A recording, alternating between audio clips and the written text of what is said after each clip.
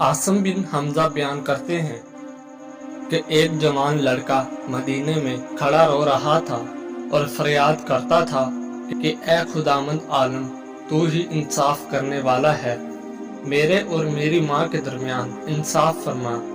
इतने में इधर से हजरत उमर का गुजर हुआ।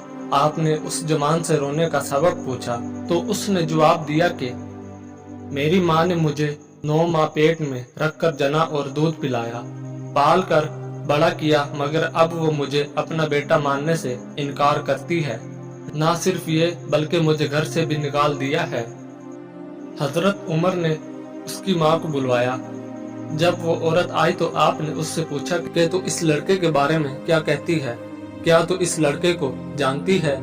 तो इस लड़के की माँ ने कहा, मैं इसको नहीं जानती, पता नहीं ये कौन है और ये मुझे अपनी माँ क्यों समझता है।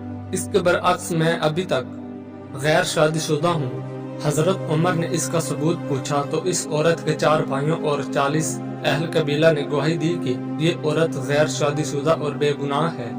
ये लड़का हमारी बहन को बदनाम करना चाहता है। जब इस जवान लड़के से सबूत मांगा तो इसने कहा कि मेरे पास इसके अलावा कोई सबूत नहीं कि ये मेरी माँ है और मैं इसका बेटा हूँ। इसने मुझे पाला है और मैंने इसके जेर साया परवरिश पाई है। क्योंकि औरत की तरफ से 40 गवाह पेश किए गए थे और वो लड़का जब गवाह पेश न कर सका तो हजरत उमर ने हुक्म दिया कि इसको कोड़े लगाए जाएं। इस लड़के को कोड़े लगाने ले जाया जा रहा था तो उसकी नजर इमाम अली पर पड़ी तो ये लड़का हजरत अली को कहने लगा कि ए रसूल खुदा के भाई, मैं बहुत मजलूम हूँ, मेरी फरियाद रसी कीजिए। जब हजरत अली रज़ी अल्लाह अन्हु ने इस लड़के को देखा तो आपने फरमाया कि इसे हजरत उमर के पास ले चलो।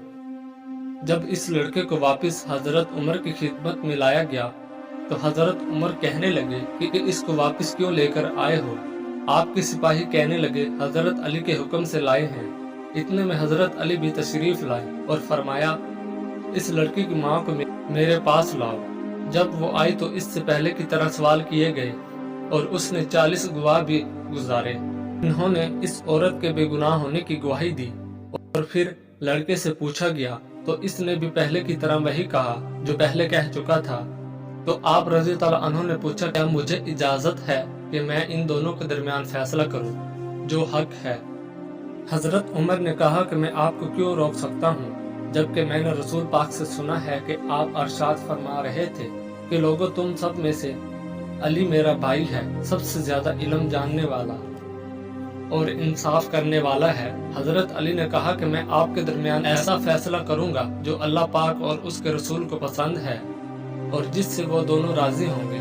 फिर आपने उस औरत से कहा कि तेरा कोई वली है? तो इस पर चारों भाई आगे बढ़े और आपने फरमाया कि क्या तुम मेरे फैसले पर राजी हो जो मैं तुम्हारी बहन के लिए करूंगा? उन्होंने कहा, हम राजी हैं। इसी तरह आपने इस लड़के से मालूम किया।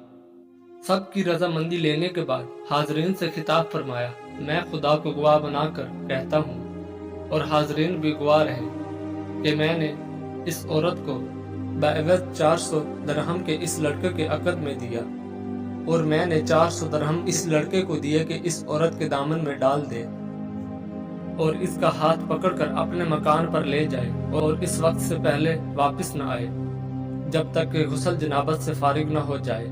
ये फैसला इस औरत ने सुना तो गम से उसकी चीख निकल गई और कहा कि ए बरादर रसूल, ये क्या गजब हो गया कि मैं जहन्नम का ईंधन बन जाऊं। मैं इकरार करती हूँ कि ये लड़का मेरा है और मैं इसकी माँ हूँ। एक माँ क्यों कर अपने बेटे की बीवी हो सकती है?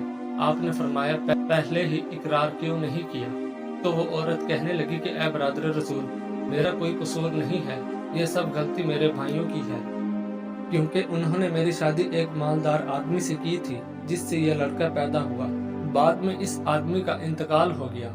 जब ये लड़का बड़ा हुआ तो मेरे भाइयों ने मेरे बेटे को अलग कर दिया और मुझे खौफजदा करके ये कहलवाया कि ये बच्चा मेरा नहीं है, मगर मेरा दिल मेरे बच्चे के लिए तड़पता रहा। इसके बाद इस औरत ने अपने बच्चे को गले लगाया और इसे घर ले गई। आज आप दोस्तों के लिए खास देसी नुस्खा लेकर हाजिर हुए हैं। इसका कोई साइड इफेक्ट नहीं।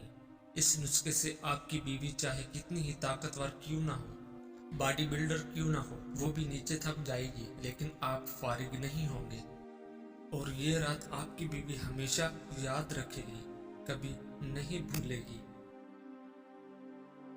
सिंघाड़ा खुश्क 20 ग्राम, सालब मिश्री 20 ग्राम, मूसली सफ़ेद 20 ग्राम, ताल मखाना 20 ग्राम, इलायची खुर्द 20 ग्राम, मोजरस 20 ग्राम, मिश्री 20 ग्राम, मूंगफली 70 ग्राम, चीनी 200 ग्राम। तमाम अद्वियात को बारीक पीस कर सफूफ बना लें और किसी शीशी की जार में महफूज कर लें। मिकदार खुराक: रोजाना दिन में एक बार खाली पेट एक छोटा चाय वाला चम्मच नीम गर्म दूध के साथ एक माह इस्तेमाल करें। ये आपके अंदर मादा मनिया को गाढ़ा करके टाइमिंग में इजाफे का सबब बनता है। सरत अंजाल और एहतलाम के लिए बहुत ही मुफीद नुस्खा है, एक बार इस्तेमाल करें, याद करेंगे कि किसी ने कोई टोटका बताया था।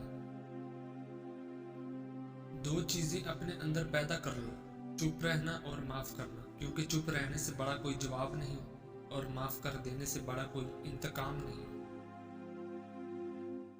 सोते वक्त अगर आपको झटके लगते हैं तो आप पर इन 3 चीजों में से किसी एक का हमला है: काला जादू, किसी बुरे शैतान का साया, या फिर आप हर वक्त किसी खौफ में मुब्तला रहते हैं।